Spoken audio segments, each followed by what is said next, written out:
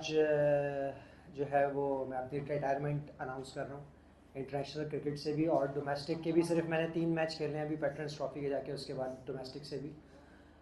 उसकी वजह यह है कि सेम एक्साइटमेंट लेवल अब नहीं है जो था थ्रू आउट मेरे कैरियर, और मुझे लगता है कि अब एज मेरी 38 हो गई है और एक्साइटमेंट लेवल भी वो नहीं है, फिटनेस भी जो है वो मेरी उस लेवल की नहीं है जो कि इंटरनेशनल में रिक्वायर्ड है, और पैशन भी उस तरह का नहीं है। तो मुझे लगता है कि अब टाइम है रिटायरमेंट लेने का। और आप सब लोगों का शुक्रिया थ्रू आउट जिन्होंने मेरे कैरियर में मुझे सपोर्ट किया, मीडिया और मेरी फैमिली, मेरे घर वाले, मेरे दोस्त, जिन सब लोगों ने जब अच्छी परफॉर्मेंस हुई तब भी और जब नहीं हुई तब भी मुझे सपोर्ट किया। अल्हम्दुलिल्लाह आई एम वेरी लकी कि मुझे पाकिस्तान को 77 टाइम्स टेस्ट में रिप्रेजेंट करने का चांस मिला, और वनडे में भी, 2020 में भी।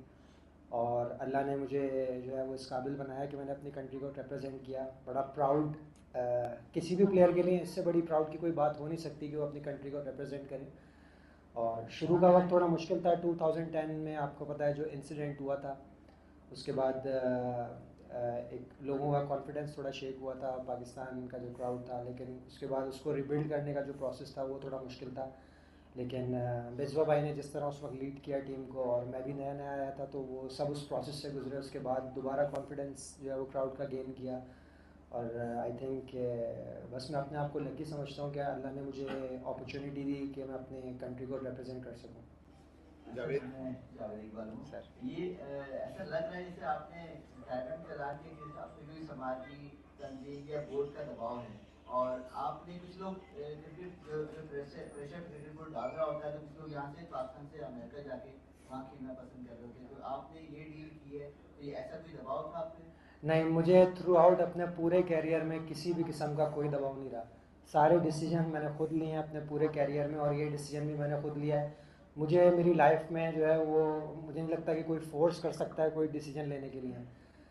तो ये डिसीजन, क्योंकि मैंने आपको बताया ना कि उस तरह का एक्साइटमेंट लेवल एज के साथ साथ जो है वो नहीं मतलब कम होता रहता है एक्साइटमेंट लेवल। लेकिन मैं ड्रॉप होने के बाद भी 3-4 साल डोमेस्टिक में सारा खेलता रहा। वो इसलिए भी कि टीम में कम बैक कर सकूं, और इसलिए भी क्योंकि मतलब ये गेम से मुझे प्यार बहुत है, तो मैं ये गेम खेलना चाहता था। लेकिन अब मैंने ये रियलाइज़ किया है कि एज के साथ साथ आपका पैशन, आपका एक्साइटमेंट लेवल थोड़ा कम होता है। तो इसके हिसाब से कि लोग आपको बोलें कि यार अब टाइम आ गया है, आप खुद ये सोचिए कि टाइम आ गया है, और ये बेहतर डिसीजन होता है। सर कौन सा मोमेंट था रिसेंटली जहाँ पे आपने रियलाइज किया कि मतलब मुझे साइन कर देते? कोई एक लम्हा आता है, कोई एक मोमेंट आता है जब आपको वो रियलाइजेशन हुई, तो वो आपका कौन सा मोमेंट है जब आपको ये रियलाइजेशन हुई कि यार अब मेरा वक्त आ गया, मुझे रिटायर होना? दूसरा, थ्रू आउट 13-14 साल के इस कैरियर में हाईएस्ट पॉइंट आपका कौन सा रहा जो आपके हमेशा याद करके शेयर करेंगे, और लोएस्ट मोमेंट कौन सा था जिसको आप हमेशा रिग्रेट करेंगे? फैज़ान भाई, दूसरे सवाल का जवाब मैं पहले देता हूँ कि हाईएस्ट पॉइंट जब पाकिस्तान की टीम नंबर 1 टेस्ट में बनी थी, तो वो कैरियर का हाईएस्ट पॉइंट था। क्योंकि जो है वो जिस तरह मैंने बताया वो प्रोसेस से पूरा गुजरने के बाद और फिर नंबर 1 बनना, और उसके बाद वर्ल्ड कप 2011 में जब हम लोग जा रहे थे यहाँ से, तो लोगों का इतना कोई ज़्यादा कॉन्फिडेंस था नहीं टीम के ऊपर, क्योंकि उसमें भी नए प्लेयर थे। लेकिन वहाँ जो हमने फिनिश किया सेमीफाइनल में, तो वो एक ऐसा मोमेंट है कैरियर का जो हमेशा मुझे याद रहेगा। लोएस्ट पॉइंट मुझे नहीं लगता कि कोई भी ऐसा है कि मैं उसको बोलूँ कि यार ये लोएस्ट पॉइंट है, क्योंकि एज अ प्लेयर आप जब खेल रहे होते हैं पाकिस्तान टीम में, तो उससे बड़ी कोई चीज़ हो नहीं सकती आपकी लाइफ में। तो सब अच्छा रहा अल्हम्दुलिल्लाह। और पहला सवाल, सॉरी फैज़ान भाई, आपने क्या कहा था? कौन सा लम्हा था जिसमें आपको रियलाइज हुआ कि फैज़ान भाई, ये सीज़न शुरू होने से पहले ही मैं डिसाइड कर चुका था कि ये मेरा लास्ट सीज़न होगा, क्योंकि मुझे खुद फील हो रहा था कि यार अब एक सीज़न मज़ीद मैं खेलूं, और जो कुछ मेरे अंदर जो स्किल्स और जो कुछ फिटनेस वगैरह बाकी है वो इस साल पूरा लगा के और एक अच्छे नोट पे फिनिश करूं अपना कैरियर।